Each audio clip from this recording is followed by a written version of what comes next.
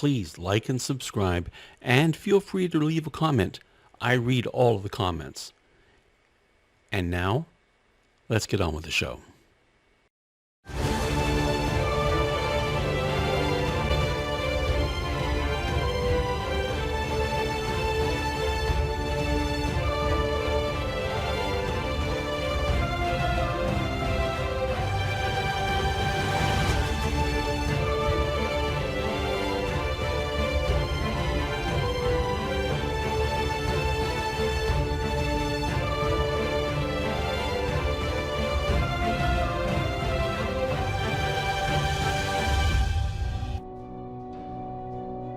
When last we left our intrepid adventurers, they were on their way to the town of Sylvia's Rest to give warning about some of the things they've seen recently.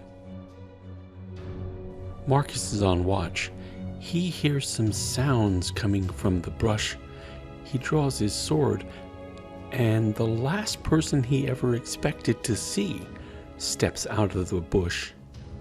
It's the Jackennis of Northern Desirata, Dystaria. He wonders if he's dreaming as she gets closer, but then she stops and says that Seraph is with her now, and she wants Marcus to come with her too, to add to her collection of famous fighters. She says that she will spare the rest of the party if he comes with her. Marcus is adamant that he would rather die than be with her, the very same woman who caused the death of his wife and has caused so much misery. His voice has woken up Mercy the priest. The priest slowly gets to a crouching position, and Marcus sees the other man, and Marcus does his best to keep her from noticing Mercy behind her.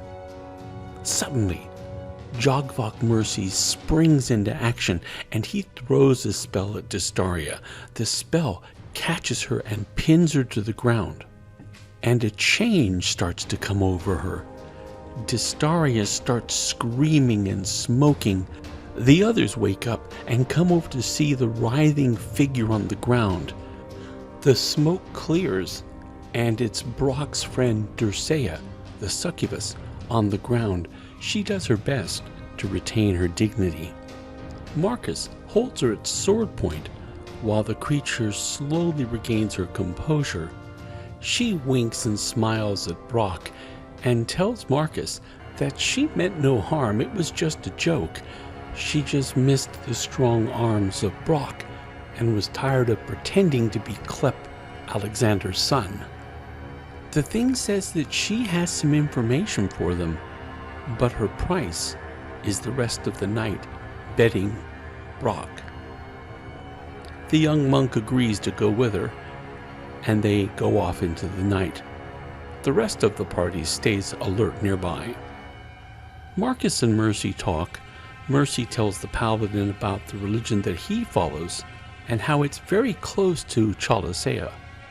Mercy says that he had opportunities to advance in the hierarchy of his religion, but felt that he just wasn't cut out for it. Marcus nods and says he was never cut out to be Prime Paladin, and was content just being one paladin of many. Marcus confides in the priest that neither he, Finn, or Morgan remember what happened of the last 14 or so years.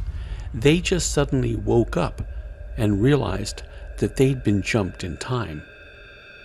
Morgan, his friend, woke up married to the Peace Lord Isaiah and having 2 daughters with him. Marcus says that when he woke up, he found out that he was married to Morgan's daughter. Mercy says that maybe it was done by the goddess.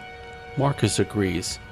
Finn and Garu come over, and the party spends what's left of the night telling tales of other times and other adventures. The next morning, they decide to continue on to the village of Kita. Marcus mentions that Kita is on the southern trade route and is named after Jackenna Junico's first wife. They decide to halt their travels and stay at the inn for the day. The party rests outside and a lone horsewoman comes into the stables. Marcus recognizes her as Priestess Linda Avec, formerly the prime paladin of the Chaldite religion, and now a priestess.